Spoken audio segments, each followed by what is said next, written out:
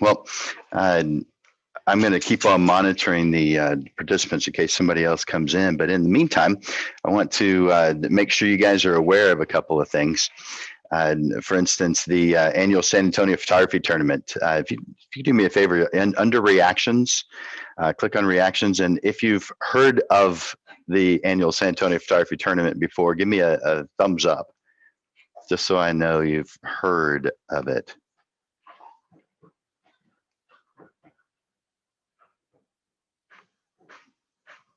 I'm going to tell you just a little bit then. If you go to my website, landersphotoschool.com, I'll type that into the chat.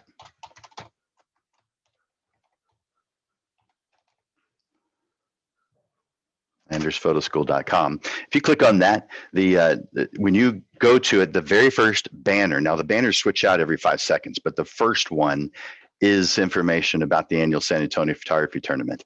It is in October of every year, and this year it's on October 17th or 18th. I can't remember. It's that Sunday, but when you click on it, you'll see information about that. So take a look at that for just a moment so you know what it is that I'm talking about. And I need to reestablish my connection with Facebook. What, Robin? 17? Thank you. So October 17th is the date of that tournament.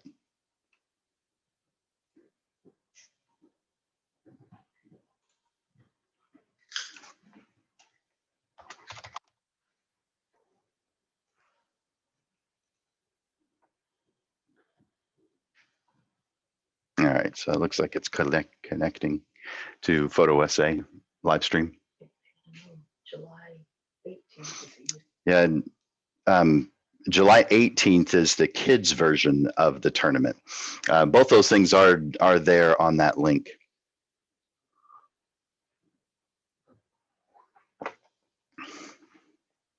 You guys have that?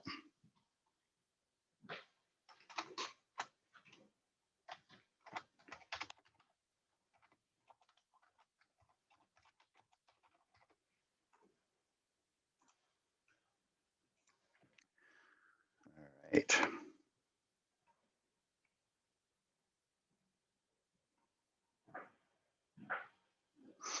Good. All right. So that's the annual San Antonio Photography Tournament, and there's two. The kids version is from 5 to 15. So I'm assuming you guys don't fit in that category, but you probably know someone who does. So those who enjoy photography at nearly any age are able to participate in one of these two tournaments. The regular tournament in October is ages 12 and up.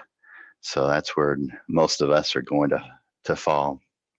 So next thing I wanted to tell you about is this week on Wednesday, Landers Photography School has been in person forever, since 1997. But because of COVID, we moved out of our office. Are doing nearly everything virtually, kind of like we're doing right now. On occasion, though, we do something in person, and one of those occasions is this Wednesday, 2 days from now, where we're going to have a shutter speed workshop. And that shutter speed workshop is going to be at Bass Pro Shops in their parking lot. To the left side, the north side of their parking lot, they have a waterfall. So we're going to meet there on Wednesday morning at 9:30. So feel free to join us. That should be fun. Hey, Amber, you taking a lunch break? Yeah. Good. All right. So that, again, that's this Wednesday, 9:30 at the waterfall at Bass Pro Shop for a shutter speed class. Take about 2 hours. So feel free to join us. And one last thing, for those of you who would like to take advantage of this, I have a free half-hour private session, and anyone can take advantage of it. I call it a business assessment consultation. And so if you let's see, I'm going to put that in the chat as well, but that's, there's a link to it on the portraitprofits.com page. In fact, let me just share that with you real quick. I'm going to share my screen and show, oh, maybe I can't do that.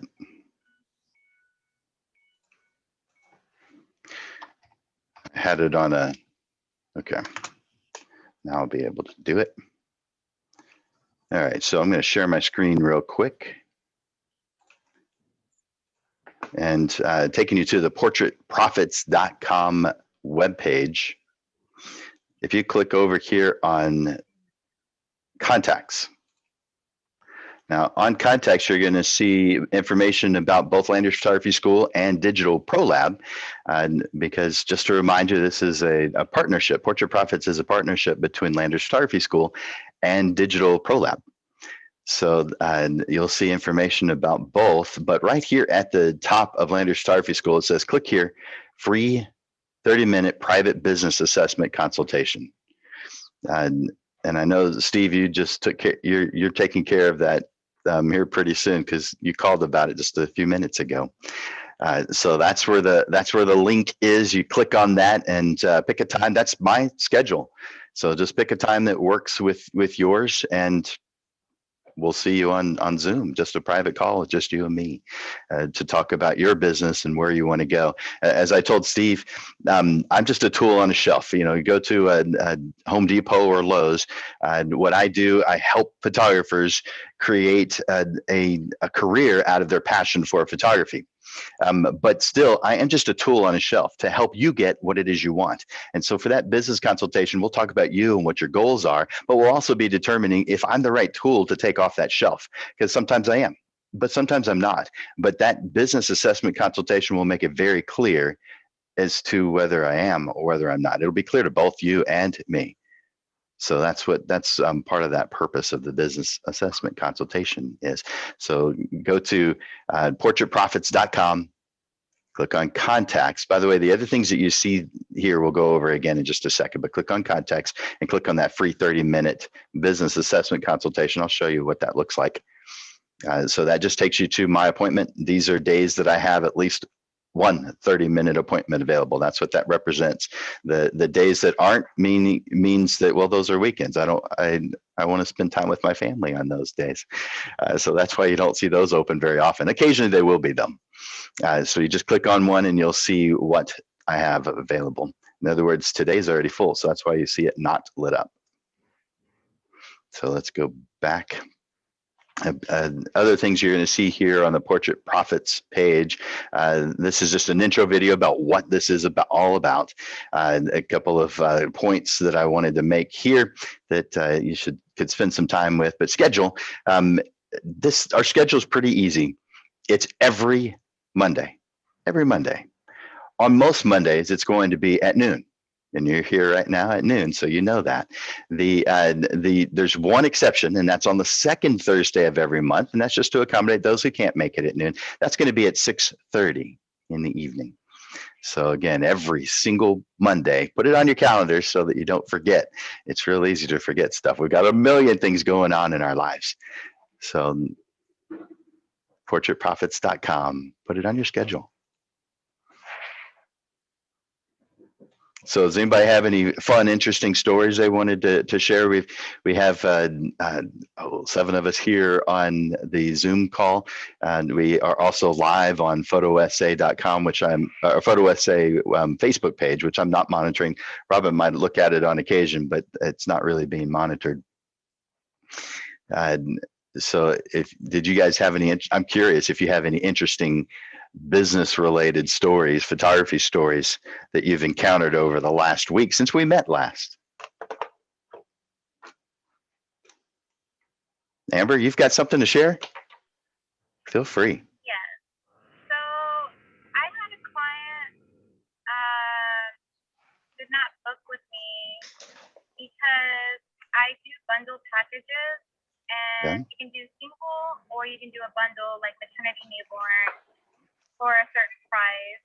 And she was gonna do it, but then she came back to me and said, I've never heard of paying up front, just a deposit. And I was like, well, in order to save, $100, you pay up front as your deposit. Because if I charge you uh, the maternity at the time of the maternity, then the newborn at the time of the newborn, that defeats the whole purpose of the special. Then I'm losing money. But if you pay up front, then you get the special. And I was trying to explain that to her, and she's like, "No, it just sounds crooked." And I was like, "Okay." So Uh, I didn't really know how to handle that very well. I guess it's a lost client. well, it may be, and that's. I know how that feels and how that's going to bother you, because it would bother me too. Yeah. But no, go in knowing that the majority of the people out there, you're not the right tool for them. So if just like the tools on the tool shelf at the Home Depot or Lowe's, people go in looking for the tool that they're looking for, and sometimes you're the right one, and sometimes you're not the right one. For some reason, we as creatives have an emotional attachment to being the right one. We want to be the right one every single time. We want people to love us. We want people to think your work is beautiful. We want people to think your prices are just right. We want that attention, that appreciation. We want that. That's what we hope for. That's what we're after. But it doesn't always happen that way. It happens over time. You get really good about target marketing. So that kind of thing happens less, but it happens even still. And especially if someone, you've been doing this for a while, but let's say someone's starting tomorrow, they're going to experience that quite a bit unless they're really good about targeting their market, and which most of us don't start off being. Most of us are going after anyone with a pulse. If someone says, "Can you photograph?" Our answer is yes, and they haven't even told us yet. Okay, maybe that's a slight exaggeration, but still, we're excited. We want to help. We want to press that button in front of anything that we can, and we want that income too. That feels nice to receive that income. I know some people do it just for fun, and because that maybe they don't need the income, but most of us, that's what we're doing it for, because we enjoy it, and because it comes with this really cool side effect of getting paid for it. So, Amber, this is one of those things that is going to be tough, but go in knowing not every button, that you're not the right tool for everybody. Now, how do we deal with that? Let's give an answer to that. So this person has said, "This is not what I'm used to. This seems weird. This seems crooked. This seems like like you're trying to pull something on me." That I'm going to give you both scenarios. These things happen. There are photographers who have taken people's money and split. And this really hurts our industry when the photographers do this kind of thing. This person doesn't sound like they've come across that, though. This person sounds like this is maybe something they just don't do very often. Now, what's the opposite side? Photographers, we haven't all experienced this, but we probably know someone who has, where someone has burned us, where there's been to maybe just something small. Maybe someone said they were going to show up for an appointment and didn't show up. And in the grand scheme of things, that's small. But at that point in time, it sure doesn't feel good. It feels kind of big right at that point in time. So we protect ourselves from getting burned. We are in business. If we're going to put something on our schedule, take our time. For instance, if you were an employee for somebody else, right now you're an employee for you. You've got two roles you play constantly, and it's always. When you're a professional photographer, you are both employer and employee. But if you, in a different scenario, are working for someone, if you go in to work, wherever it is, you have an expectation of getting paid. And you guys give me a thumbs up if you agree with that. I want to make sure that we're on the same page. On your down at the bottom on reactions, if you understand what I'm saying, give me that thumbs up. Now, I understand that those who are watching on Facebook probably don't see the thumbs up, but I see them, at least if I'm not sharing my screen. So thank you for giving me that thumbs up. Yep. When you go into work, you have an expectation of being paid. So therefore, be a good boss and do that for the employee that you are for the employer that you are. Be a good boss to yourself. Give yourself at least the opportunity to expect to get paid. Now, this is just one guy's opinion. There are business models that just don't do that. They don't charge anything up front. They get everything at the end. And if that's your business model, well, then more power to you. It's just not the one that I have chosen. By the way, we are going to be talking about business models today.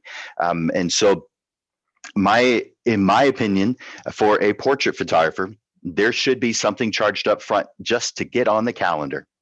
And that assures that you don't get burned, and it makes it serious for the person you're photographing. Too many times people don't take it seriously if they don't put money down. But once money is put down, that changes how we look at things. So if you can't get her, Amber, to do business your way, then she's not the right client for you. And although, yes, it doesn't feel good, start making it feel good. If they're not the right client, don't push to make someone who's clearly not the right client yours. That doesn't mean you can't do any client education. I always do client education. Even when I know that someone is not my client, I still, and Shell, I see that you have a question. I'm going to come to you in just a second. When I know that someone's not my client, I still want to give them an education. If it's a phone call that they've given to me, if they've called me, even if I'm not the right tool for the job, I still want them to gain some type of value from the time that they spend with me. So, Shell, did you have something to add to that? Well, Or a I different wanted question? to ask, based on the scenario that Amber raised, if you, at the initial conversation with someone and you tell them about the price, or you tell them about the special, and you tell them that that money is wanted, that you want it, you want it initially, you want it before the session starts. Should you say to them something like, you may not be familiar with this, but I've been burned by people, or, I mean, should you then make them your savior, sort of tell them why you're doing this, so that, Maybe. maybe. Yeah. So bottom line is just how you choose to do business. And if people don't go along with that, that's fine. They're just not your target market. However, have I ever done that? Yeah, I've done it many times. I've given them a reason why I do something, and that's in that client education side of things. So there's, when I do share with them a story of why I might choose to do that, or why photographers in general, which I prefer to do it that way, because if I get the inclination that they are going to be, that I'm not the right tool for them, that they're going to be calling someone else, then I want to generalize this into what to expect from photographers in general. And so in general, photographers need to have that expectation, because this is their own personal time that they could be spending doing something else. They could be spending it with family. Let's say you have something scheduled on Saturday morning, and you've gone out of your way to make this happen for that client, and you were sacrificing something else, because we're always sacrificing something else. You're here today. You could be doing something else. You chose to be here. Thank you for that. But you chose to be here, meaning you sacrificed something else. It could be lunch. It could be your lunch hour. I mean, whatever it is, you have sacrificed something. And so that Saturday morning, you've sacrificed something, maybe family time, to spend an hour or two with another family. If you're going to leave your family for a little while, if you're going to sacrifice your family time, then there better be some, at least indication, some guarantee, might be even better word to use, that you're going to make it worth your while.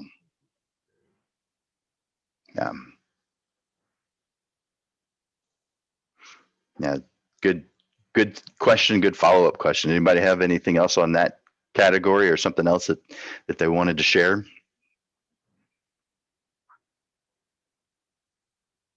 And Amber, did that help you at least with a direction on your question? Yeah, I was like, well, I mean, 'cause it was a big chunk of money, so I was kind of hoping to get it. But then I was like, well, if she feels that way probably best I just don't work with her. It's gonna be a pain the entire time, maybe. Yeah, there are definitely people that are going to be more draining to you than the amount of money that they may have brought into you. You could have been using that time for something that was making you happy, helping your business out more. I mean, I always collect a deposit that I've had Good. like 3 people now not come to their shoot and they gave me a deposit. And I'm just like, and then I can't even get a hold of them either, but they paid a deposit. That's a little unusual.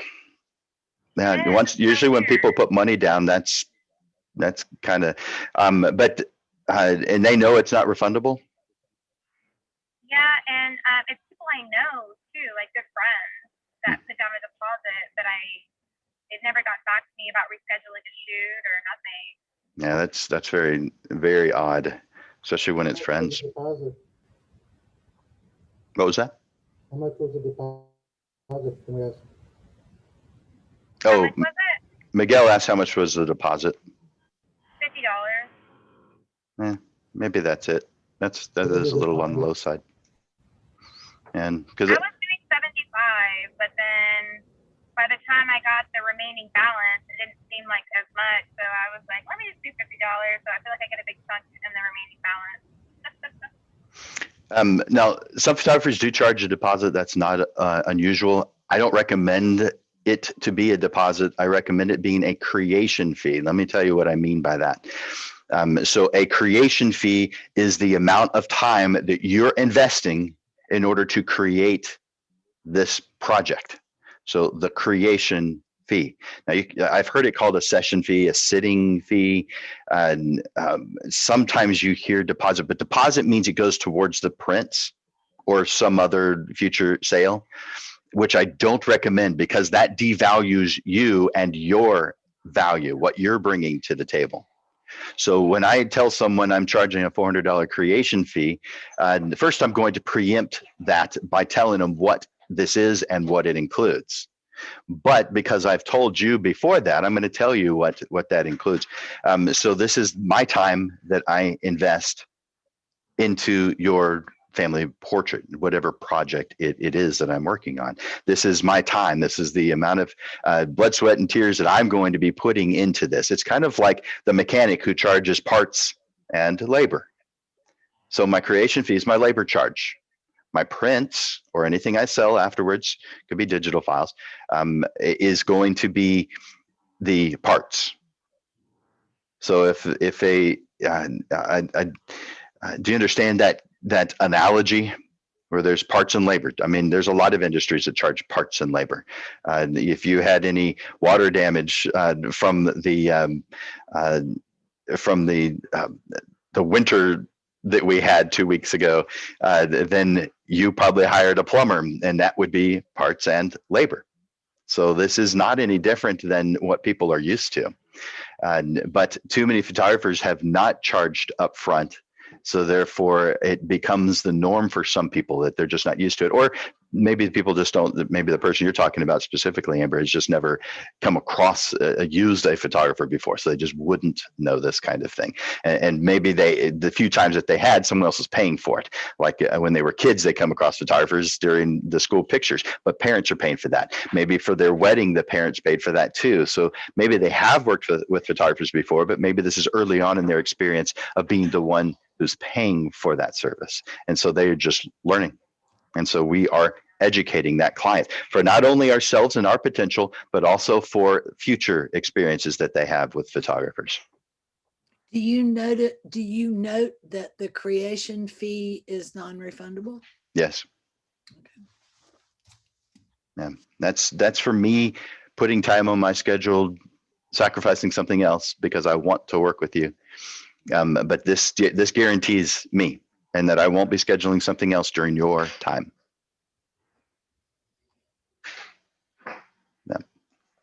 Yeah, it's good. Does that creation fee sort of include when you go to visit them initially, like you mentioned last week? It does. Yeah, there's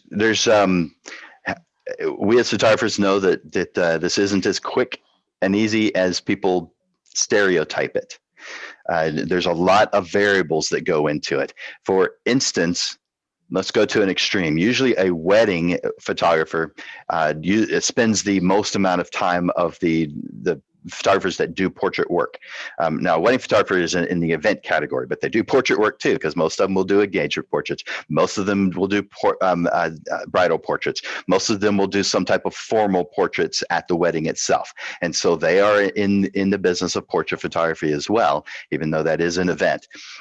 So the average amount of time that the wedding photographer spends total time is 74 hours, but they're only seeing an average of between 4 and 8. It depends on the length of the wedding. So there's some very quick ones that could last, I guess a justice of the peace wedding could last a half hour or an hour. But so there are some that are incredibly short, but regular ones are going to be at least 4 hours to 8 hours is pretty normal amount of time that you will be with your client during the day. But there's times when it's all day long, and sometimes on multiple days. So it could be much more than 12 hours, but that's the amount of time that they're seeing you work. But the total amount of time on average is 74. By the way, those who are new to photography and new may mean that they're just new to the knowledge of, maybe they photographed many before, but most photographers, especially when they're starting out, wouldn't even know how to spend 74 hours. They're too new. They are ignorant of all the things they're supposed to do. So therefore they just have no ability to fathom that it could possibly take that long. But once you get into it, you start realizing the things that you haven't been doing before. You add those things because you want to give a good experience and do the right thing for your client. You just don't know those things at first because we all start off ignorant. Ignorant simply means there are things you don't know yet. That's all ignorance is. And I'd like to explain every time I use that word that most people, most social uses of the word ignorant is incorrect.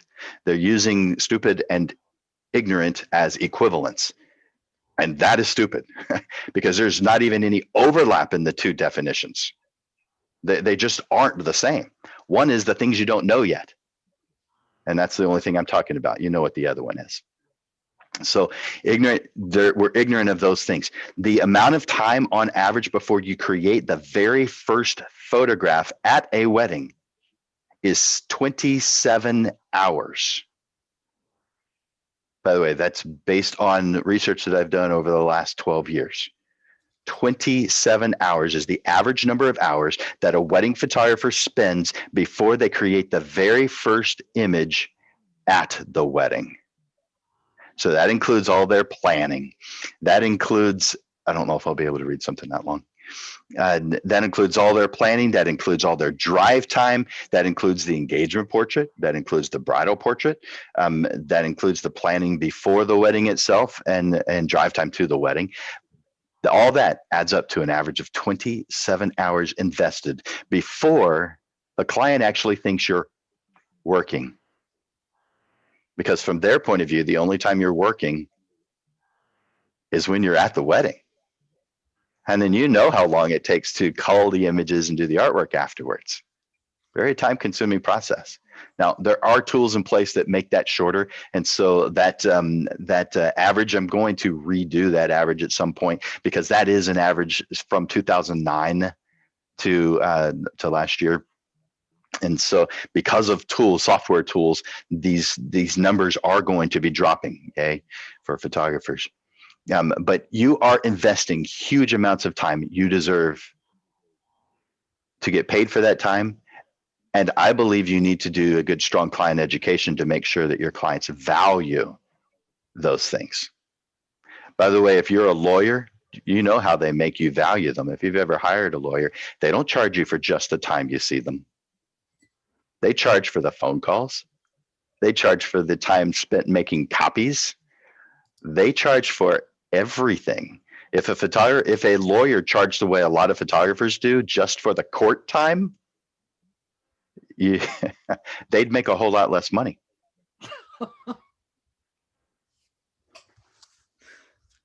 How you feel about that?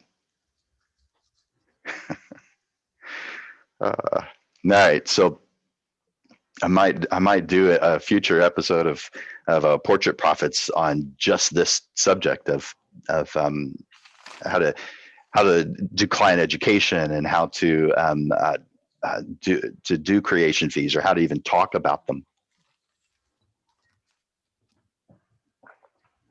All right. So Amber, did anyone else have any other thoughts or questions about that topic or another? You can bring up another if you feel like it. Robin Lozano wants to know, how do you convince someone that their cell phone isn't better? Why should they pay for Oh, television? They okay. can do it on their phone. So this is someone on Facebook. Yes. Okay. Melissa. So on Facebook, Robin brought to me, I guess there's a couple of people that asked some questions there, but there's one that she brought to my attention. Robin Lozano Adams from Alaska, who used to live here, said, one more time. How do we convince clients that photos?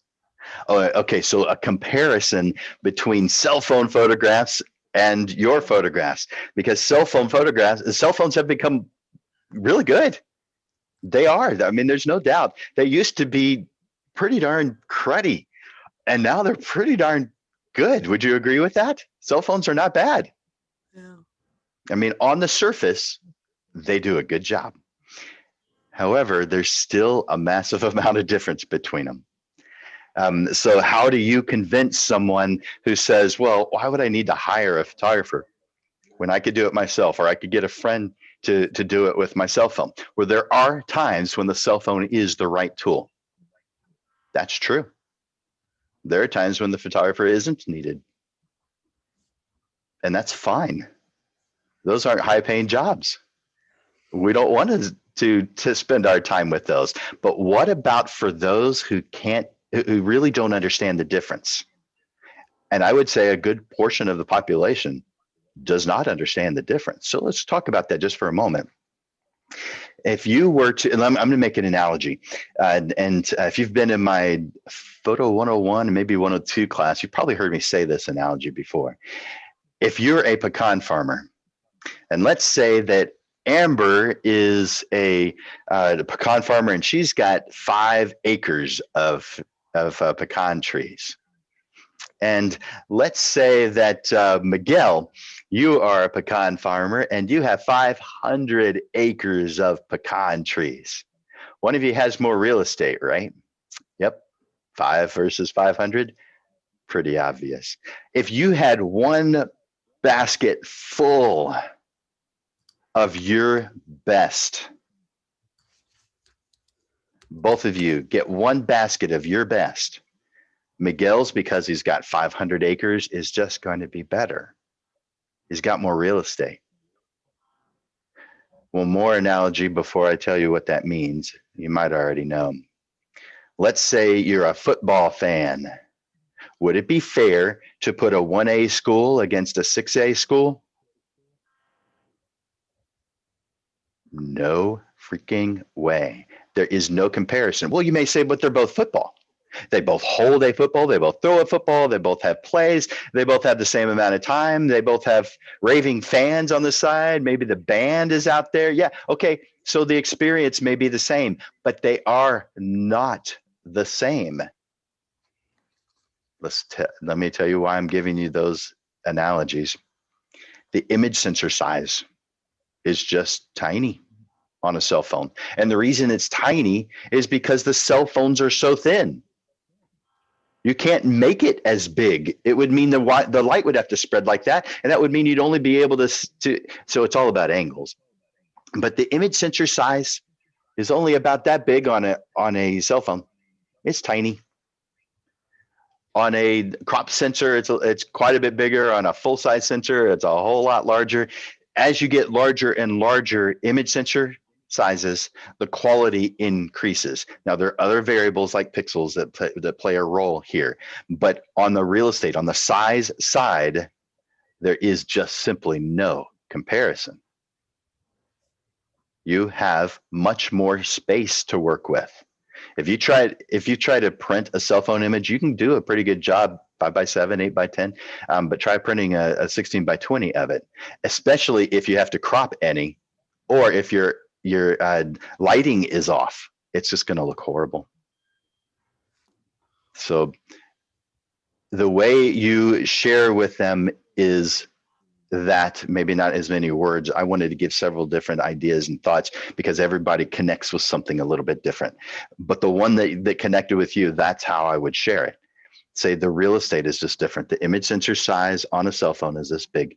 The image sensor size on a full frame is this big. Because I have more space, I am collecting more information, meaning higher quality. If it matters, you do higher quality. If you're going out on a nice date, do you wind up at McDonald's or Wendy's? I don't think so. Higher quality when it matters. Lower quality when it doesn't. But you're still just using the right tool for the job. A cell phone is great for Facebook, Instagram, and any other social media. It's great for that. And we're just talking surface level. We haven't even gotten into all the other things that make regular cameras better. And I'm speaking to the choir when I'm talking about lenses and using all the different tools you have available, just the surface level ones, the shutter speeds, the f-stops, ISO, you have much more easy control over those things. Some cameras you can have some control over it. Some of it is done based on a software algorithm, so it really degrades the quality, or it has the potential to. There's a lot of reasons why regular cameras are so much better than cell phones. Does that help? Now, I know that Robin can't react. Robin Lozano Adams won't be able to react as quickly as you guys on the Zoom call. But for those of you who are here on the Zoom call, does that make sense, what I've just shared about the difference between cell phone and a regular 35mm digital? Thanks for that thumbs up, Steve and Amber. I appreciate that. Yeah, I like seeing the nods. I like that. I also like seeing the reaction, thumbs up or heart or whatever is appropriate.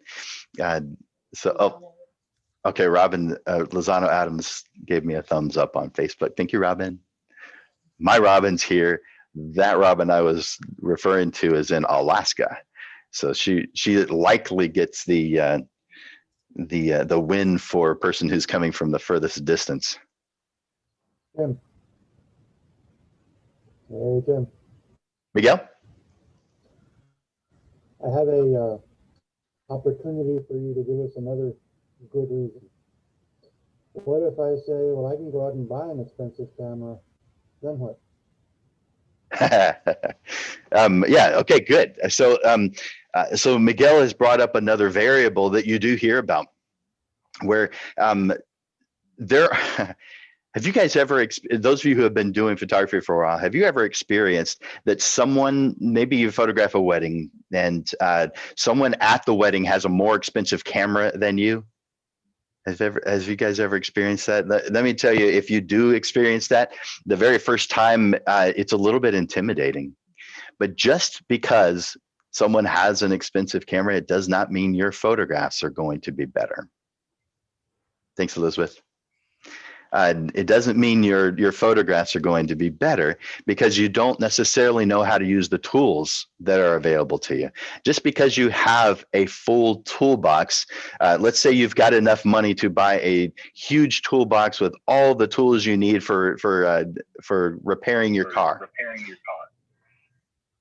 If you don't know how to use those tools well, then it doesn't matter that you have the best tools and a whole lot of them. Doesn't matter.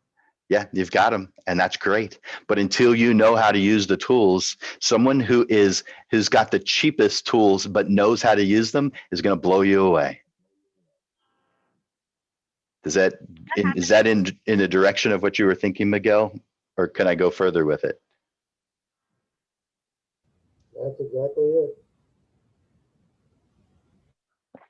By the way, Miguel, your microphone is muted. It sounds like it's like in your shirt or something. I don't know.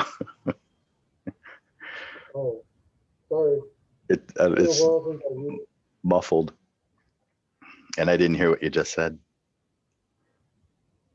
I don't even know where the mic is at. Oh, well, that'll cause it then. Huh? I don't even know either. Are you on a laptop? No, it's a desktop, but it's been a while since I've used it. Ah, okay. Okay, cool. Well, at least you have a microphone. I love it. All right. So I want to share with you some business models that photographers use. Real quickly, I'm gonna talk about the not the photographer business models, but what's available, because most of us photographers are sole proprietors, and what that means. I think I'm hearing myself. Oh, okay. Thanks, Amber. So with a sole proprietor, that's what we start off with. That's what we just have. That's what we are to begin. That's if we don't apply for anything, we just are a sole proprietor. Now, you do need to go down to the county courthouse and get a DBA at the very least, but you want to register to make yourself legal. But you don't do that until you're actually ready to go, because you will be expected to pay taxes at that point. And I'm sure that's really exciting for all of us photographers to pay taxes on our work. So until you're ready to go, don't do that part. But I definitely want you to be thinking about it, knowing what's going to go into it. So that's talking about the new photographers that are going into it. So you start off as a sole proprietor unless you do something to change that. And there are several different things that you can do. You could be an LLC. You can form a partnership. You can do a corporation or an S corp. So there's some variables that you can do there. I want you to, and I'm not a lawyer. I'm not an expert in this category, but I do want you to I want to suggest strongly that you consider an LLC, a limited liability corporation. And that's to put separation between you, your home, and your business, making sure that those are separate. When they're together as a sole proprietor, someone can sue you and take your home. That doesn't sound like fun, so I want to recommend against that. So I'm recommending at least consider an LLC as the type of business that you are, that your registered legal business is a limited liability corporation. That's what I recommend. Before I move on, does anyone have any comments about LLCs or that kind of thing? Cool. Good, because I'm not the expert on that. I just recommend it. The things that I can be an expert on, I'm going to share with you in just a moment, but I wanted to get some of this stuff out of the way that's at the beginning that definitely always causes questions and concerns. If you have you're going to want to get an employer identification number. All this stuff is available online, and it's free to get it. You just go to for an EIN, you go to irs.gov to take care of that. And for where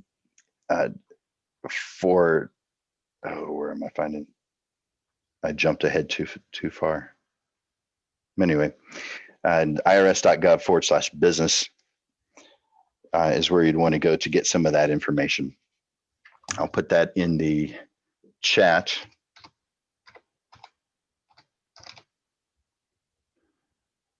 .gov/business. Just so you know where that is.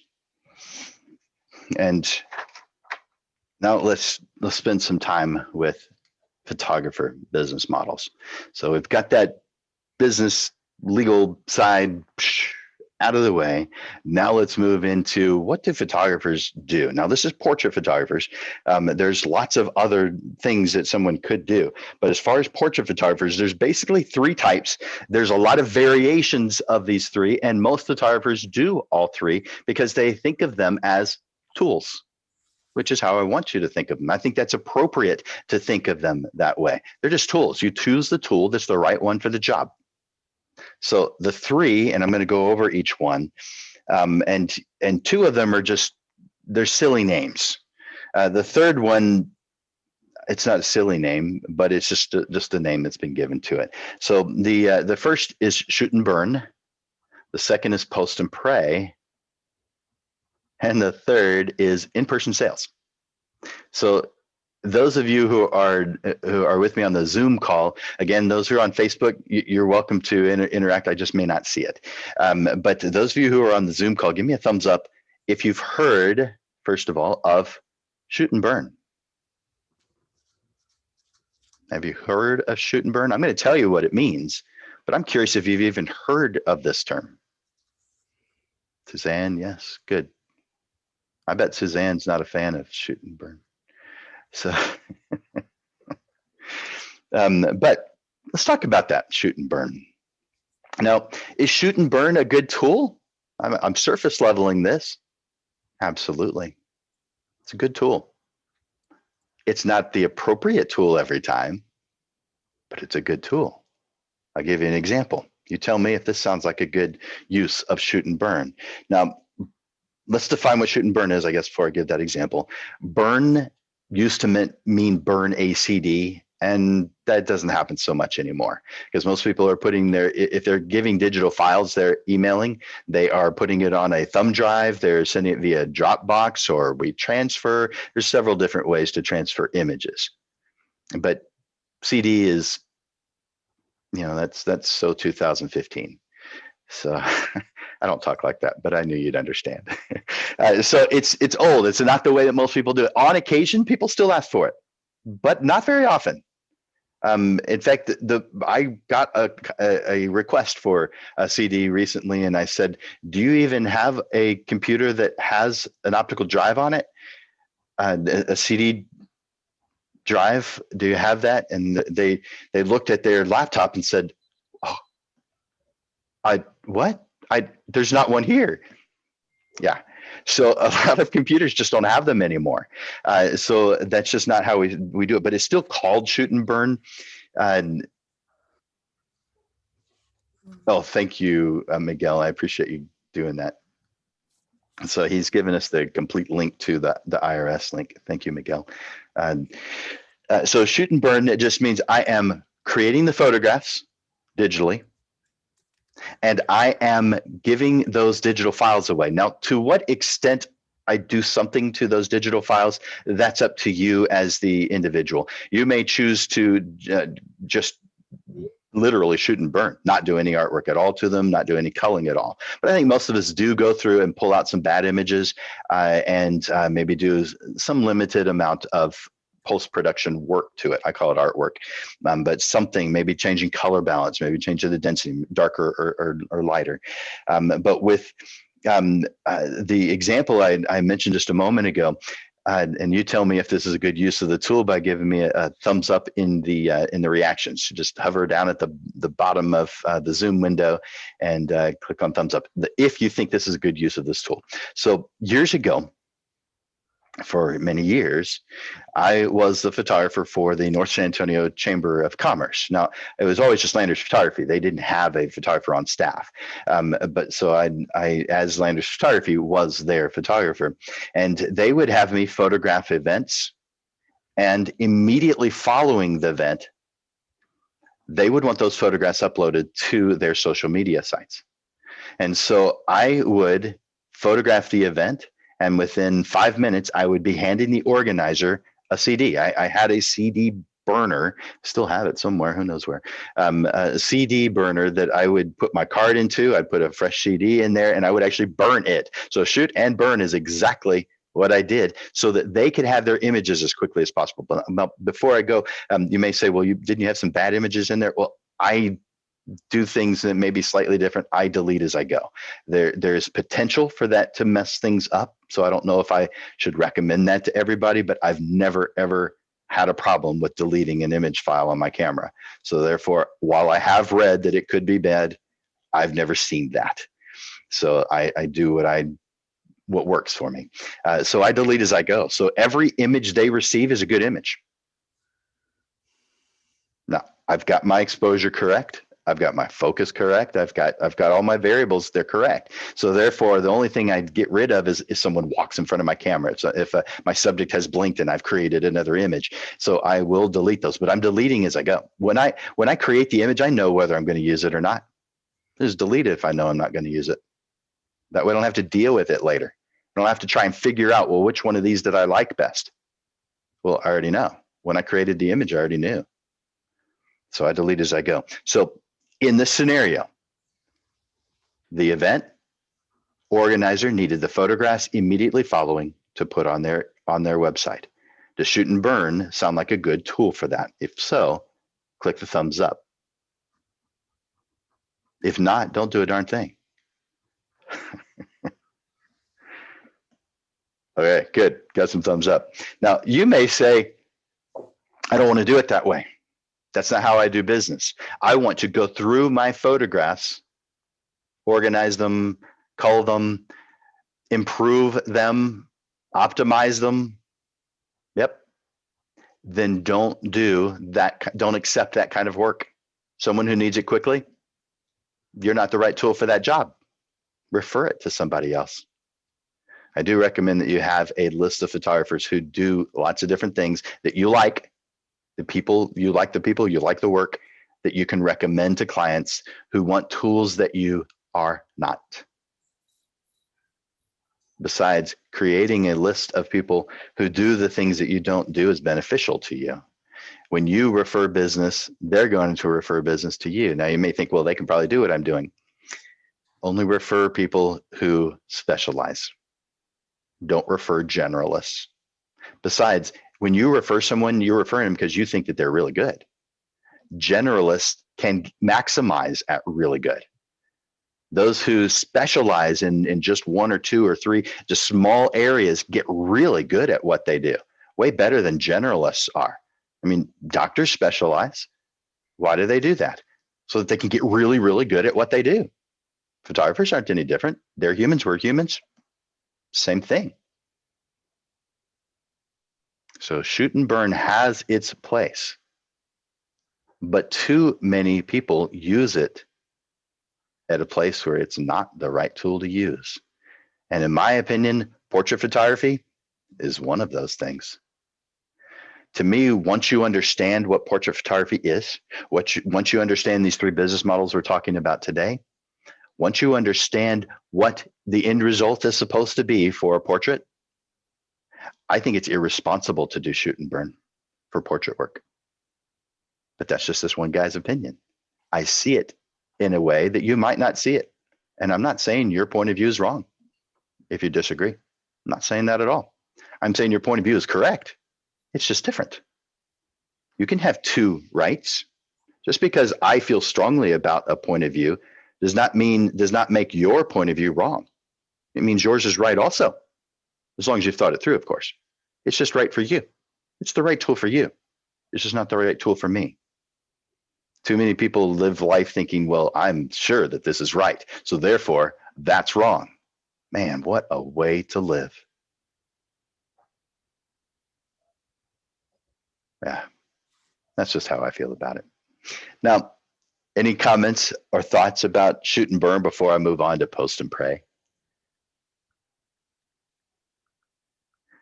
And again, sorry, Facebook, I'm not monitoring you guys. And if you are commenting about that kind of thing, I might not know about it because I'm not watching the Facebook feed. I'm only watching the Zoom. And so, because I'm not that good, I'd like to be a multitasker, but one thing at a time. I kind of like to think that I'm a multitasker, but I know I'm not. Okay, thank you. So Post and Pray. Now, this is Shoot and Burn plus one. And then in-person sales is plus another one if I simplify it. Post and Pray. You probably understand exactly what that means just by its name. You're creating the photographs. You're putting them online, probably on a website that allows for those images to be purchased. And there's a bunch of them there's a bunch of websites out there that do that. And they probably are connected to some national lab that's producing huge numbers of images, all automated. Who knows what that process is? But Post and Pray is, let's talk about its positives. It's convenient. It's quick. And it was the way that I did it from 2000 to 2010, 10 years. I did Post and Pray. Now, before 2000, I did in-person sales. But then I came across this really cool way to do things. At least I thought it was, because it was so convenient. I could put those photographs online. And not only the people I photographed could see it, but their friends, their family could see it. That seemed awesome. Except there was a problem when it came to portrait work. And I didn't recognize it. Took me a long time to recognize it. I guess I'm a little slow. My sales dropped. And not by a little bit, by a lot. I'll come back to that. When you Post and Pray, you are giving a convenience to your clients. You are.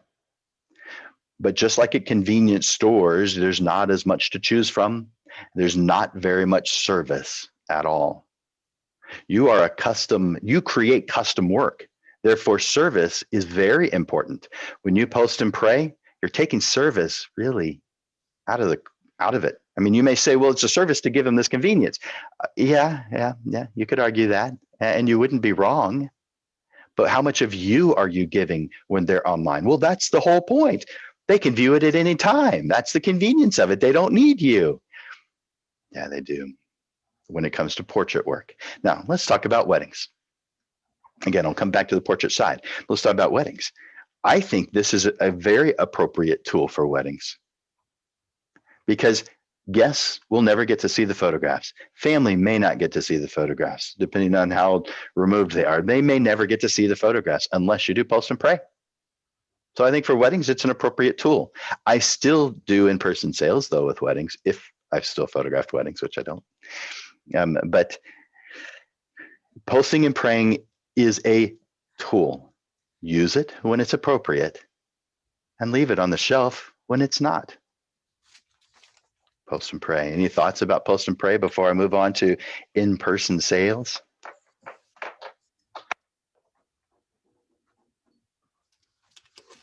You guys a second, just in case you were planning on typing something. All right, cool. Now, when I switched back to the way I had done it before, and let's yeah, exactly, Miguel. So prior to 2000, now I know a lot of people those of you who are in business hadn't started your business in 2000. So maybe previous sounds really like I've been doing this a long time, and I guess I have. I've been doing photography full time since 1991, and the first job I ever got paid for was in 1983. And so there was that 8-year gap, or I guess it wasn't a gap, where I would do things here and there, but most of the time it was spent in school because I got my degree in photography in 1991 and immediately started being a full-time photographer right after that. My very first photography job was the photography manager for SeaWorld. That's what I did right out of school. And I did that for 2 seasons. Just a little curious, so just in case you're curious what I started off with. But from 1991 until 2000, I did it what you might consider the old-fashioned way, which is in-person sales. And I also understand that those who started sometime after 2000 might have seen the Post and Pray as being the thing that people did and not even realize that in-person sales is what people used to do. Because when people started calling it in-person sales, they were calling it new. Well, this was the old way. There's nothing new about in-person sales at all. It absolutely is the way that it had always been done up until early 2000s. And then it went to Post and Pray just because software made that possible. But just because something's possible doesn't mean it's the right tool for you. And in many instances, it's not the right tool in-person sales is. And that means that you are with them every step of the process. Whenever there's a decision to make, the expert is with the client, helping them make the decision. Now, when I switched back to in-person sales, I realized very quickly my sale increased by 100%. It doubled overnight. It doubled. I had average sales under 500, probably in the $300-400 range. Is pretty normal in the 2000 until 2008 or 2010, somewhere in that range. When in 2008, I started switching back, but I completely stopped doing post and pray in 2010. But at that point is when you're looking at your numbers, you can see this very clearly. My average sales increased to around 1,000 or 1,200 then, but then I totally changed my business model, and it increased in 2017 going up to 3,800, and it was average 3,800 2017, 2018, 2019, all 3 years it was 3,800, and this just because of the how I did business. Now, I don't call in-person sales, mostly because it's just sales to me. It's just how it's done. But because that's what most photographers nowadays are calling it, I am just conforming and calling it IPS, in-person sales. IPS is how you'll see it listed in a lot of photographer forums.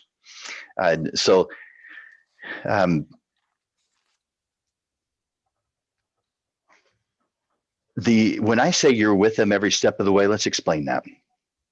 The sales is the entire process. I think some people think the sales is when you sell them what it is you're going to do. So that's over the phone, in person, whatever it is. When you sell them, when you put them on the calendar, I think that's what most people are viewing the sales to be. Plus, then if you sell prints, that process is sales. Well, the truth is everything is sales. Everything's sales. Let me give you an example of what of one thing I mean by everything is sales. I have heard people going into a position in a business of secretary, and if there's another word for that, then tell me what that is. But a receptionist, someone who, when you come in, so the secretary or receptionist, and sometimes that the secretary plays both roles, receptionist and secretary, for a smaller business. But they may think that they don't want a sales job. It is a sales job. If you have a business where people come in, then the first face they see from their point of view is a salesperson. Yes, they may understand it's a receptionist. Yes, they may understand it's a secretary, but that person forms an impression on that client who's just come in. That person is a salesperson. They may not perform exactly the same role as the person who's given the title salesperson, but they are. Everybody's a salesperson who sees clients. So totally behind the scenes, okay, maybe not, but maybe even still. The in-person sales as a business model means that you have a good, solid understanding of this if you're successful with it. Because the sales process starts with that first phone call, that first email, where you're describing the entire process from the beginning to the end. Let's describe that process. By the way, in a future episode of Portrait Profits, we're going to describe the total process, and then maybe future ones isolate each one, so we spend a little bit more time with each one. But the first step is just visiting with your client, talking with your client, letting them know what you're doing, finding out if you're the right tool for the job. Just because they have called you, just because they have emailed you, just because they have filled out your web form does not mean they're the right person for the job. You need to find out that because you're the expert. You're not an expert of pressing the button in front of whatever comes in front of your camera. That's not what you're the expert in. You're the expert in something else. And you have to define what that is. And very specifically, you must define it. I'm an expert in one thing. That doesn't mean I can't photograph other things. It doesn't mean that I didn't photograph other things. It means that I focused in one area because I know that not even the amount of time that I have and the amount of money that I had to budget for it was not enough for even the one. Why would I want to spread that out any thinner? I specialize in emotional family portraits as home decor. I specialize, I'm repeating it, I specialize in emotional family portraits as home decor. I make it very clear what I am doing. If someone wants a quick snapshot, something that's not serious, have you ever heard that as a photographer? It's not that serious. I don't need all that. Well, I do all that. They're not calling me. Therefore, they're not wasting their time and they're not wasting mine. I say win-win. Because those who do contact me are very close to me making a sale because they already know what it is that I do. I've been very clear. If you go to a tool store, do you go there just to browse? Have you ever gone to Home Depot or Lowe's just to walk around the place? I mean, maybe you do. But usually when you go to Home Depot or Lowe's, yes, okay, Miguel has, I can understand why. I kind of like walking around in there. It's kind of like walking around a bookstore or a business supply store. I kind of like walking around, roaming around. If I've got some extra time, I will roam around. But usually when you go to an office supply store, or go to a tool store like Home Depot or Lowe's, you're in there for something specific. And I don't necessarily mean you're in there for one item. You may be in there for a combination of different things, but you have a goal in mind you're trying to accomplish, and you go in there and you get just the things that you need, and then you leave. You usually don't roam around unless you have some extra time. So I want to make it very clear to my client what tool I am before they have a chance to reach me or reach out to me. I want to make it very clear because my sales process begins wherever they see me first. So that could be at an event, but it could be my website. It could be a social media page. Wherever they see me first, that's where the sales process begins. And the sales process does not end until after they've chosen the prints that they want for their wall.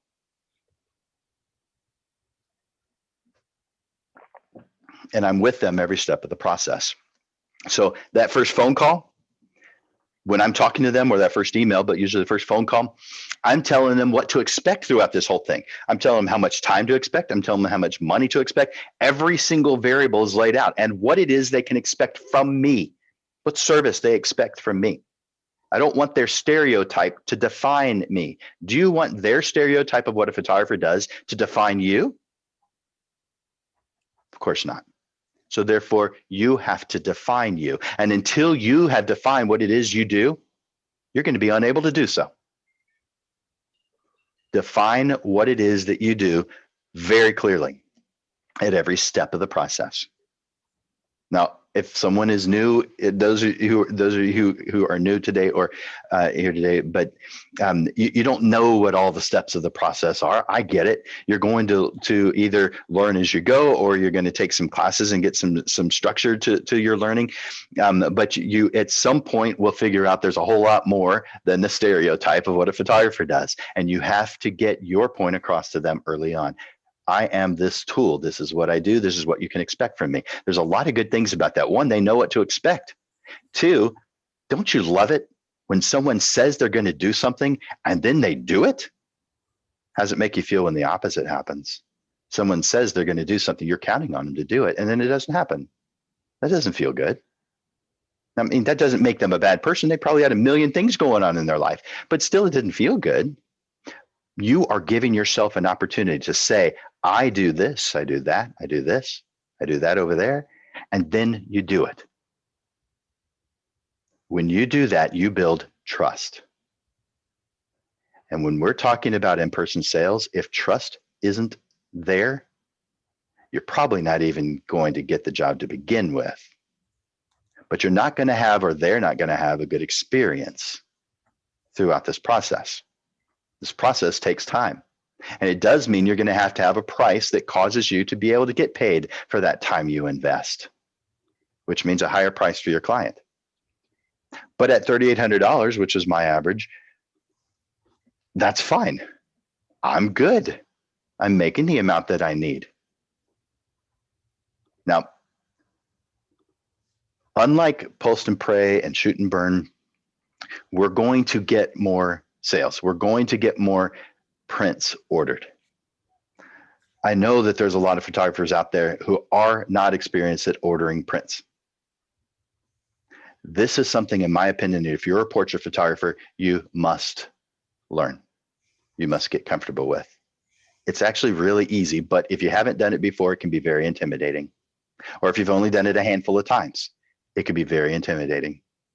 But once you start doing this as your norm, ordering prints will feel like the right thing to do because it is.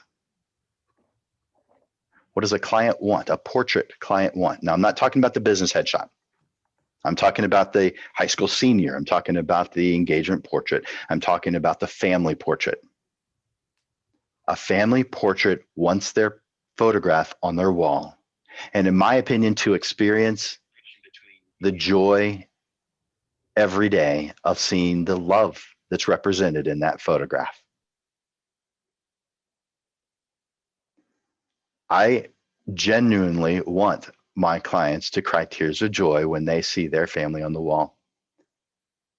I want that. No, I'm not there every day, but I can put into place the potential for it to happen. I'm not there every day. I'm there only the day that I installed it. So unless they invite me over for a dinner party, Robin and I were for a dinner party, so that could happen. But the reason why, let me tell you, I install my photographs on the wall, or I could hire someone to install it for me. But either way, I want the photographs up on the wall, not just printing and delivering or printing and mailing, but printing, delivering, installing. And let me tell you the realization that I came to on that.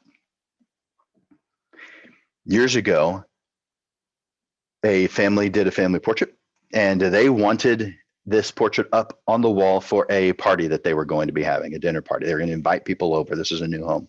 And they wanted this portrait on the wall, and they asked me to do it, and they gave me a time, and it was a short period of time, but it was doable, and we made it happen. I delivered that photograph. I was excited. I was invited to the party. And so I go, and I'm looking for the portrait on the wall, because I'm excited to see it. In fact, I can't wait for someone to comment on it. Wow, look at that great, beautiful photograph of your family. And she says, yeah, we were so excited. That photographer's here, by the way. You should go talk to him. I was thinking, this is going to be great. I'm going to get a bunch of referral business, right? You guys excited about that? Would you get excited about that? I got excited about that. All right, so I'm at this party, and I'm looking around for my photographs, and I don't see them. I was thinking, well, maybe they're upstairs. And so I ask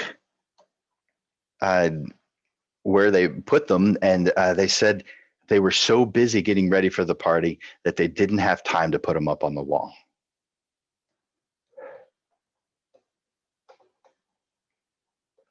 From that point on, it became my responsibility.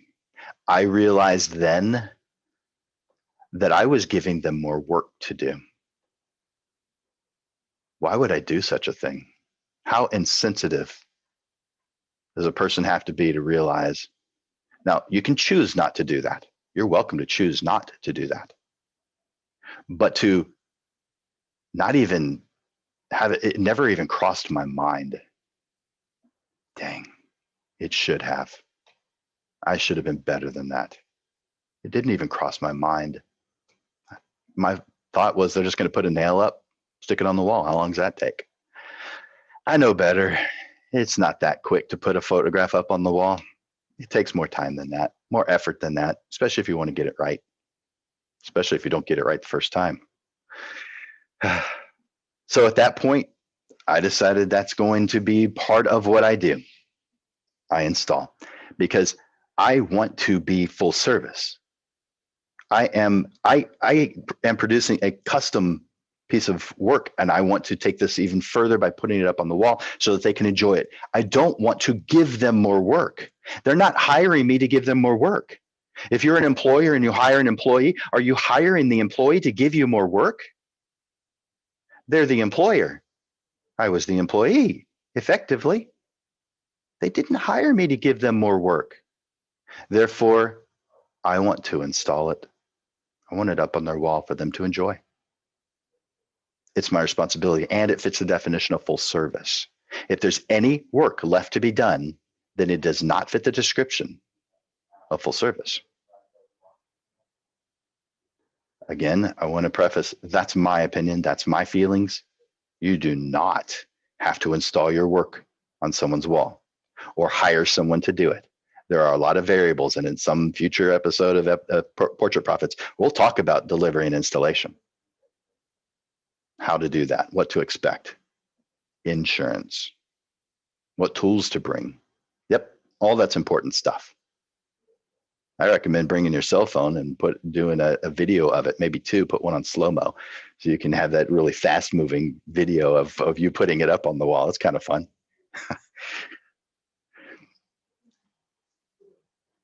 In-person sales just means you're giving your client more time, more attention, because they deserve your time and attention.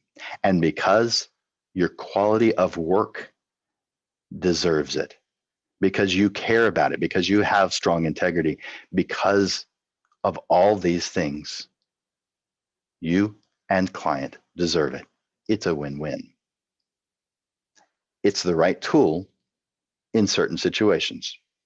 Shoot and burn, post and pray are the correct tool in others. But most of the time in portrait work, it's in-person sales. Now that can be done in their home or via Zoom. Prior to COVID, it was always in their home. After COVID, we find different ways to make things work. And one may be a Zoom call. We're going to be talking about that in a future episode of Portrait Profits, is how do you plan if you're not face-to-face? Because during the planning session, I already know where the photograph is going to go on their wall. Therefore, I know what the appropriate size is. I know the appropriate dimensions. I know whether it's supposed to be a vertical or a horizontal. That way I can create the image that's ideal for the space.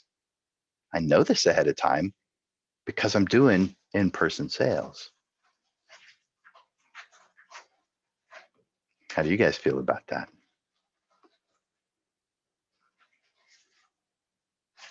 All right, so that concludes the three main portrait photography business models. I am absolutely open to questions. I show 1:22 on my clock. That means we have another 8 minutes before this session ends, and that is open to your questions. I might remind you that we have the annual San Antonio Photography Tournament in October. Put that on your calendar. We have a Shutter Speeds assignment, a Shutter Speeds workshop at Bass Pro Shop this Wednesday at 9:30. Meet us in the parking lot at the waterfalls, and go to portraitprofits.com to see more. Now, let's go to Javi real quick before we open it up to questions from Digital Pro Lab. Yeah, thanks, Jim. Again, thanks for putting this on every Monday. I just want to kind of piggyback off of a statement that you made in regards to getting comfortable printing. Like Jim said, I'm with Digital Pro Lab.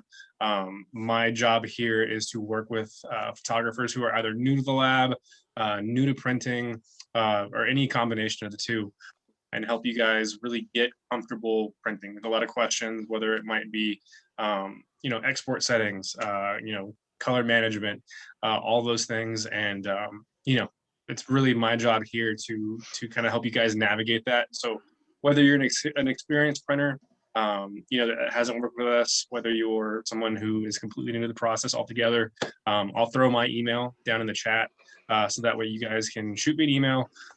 We can schedule some time to talk. You can come by the lab if you want, and we'll really just kind of figure out where printing fits into your business processes. So whether you're already an IPS master or someone who aspires to, over here we work with Jim. Amanda and I, we talk to Jim a lot, and I think there's a lot of cohesiveness between the way that we approach doing prints. And so like I said, I'll throw that in the chat. Jim, again, thank you for having me. Thank you, Javi. Appreciate that. Javi, do you guys have any specials or something going on that you wanted to share? Nothing right now. I know Okay. we're gearing back up to do another one. And so kind of just have your eyes peeled on social medias, Facebook, Instagram. Perfect. And we'll be announcing that soon.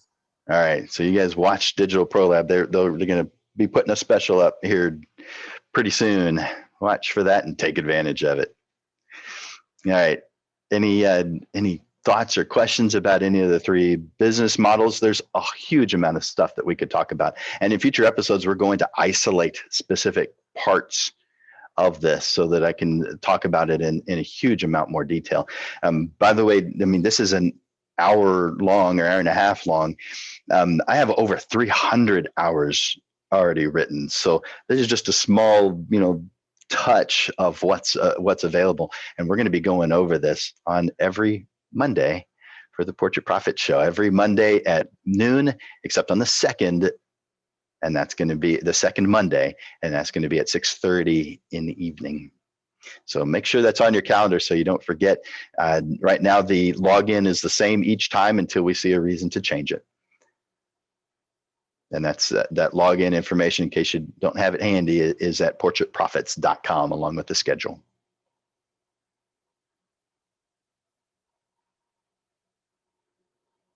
All right. I don't see any questions here on Zoom. If Facebook has some, then I'll go over there as soon as the Zoom call ends and maybe answer those via responding to a post if there's any there. All right, you guys. Well, I've enjoyed it. Thanks, Javi, for being here and sharing what you're doing at Digital Pro Lab to help out the photographer community. Digital Pro Lab has been a strong advocate for the photographer community since what, 1993? 1993, long time. Very loved by San Antonians. And so we definitely appreciate you and what you represent, Javi. Thanks, Suzanne. Thanks, guys. Thank you. Bye-bye.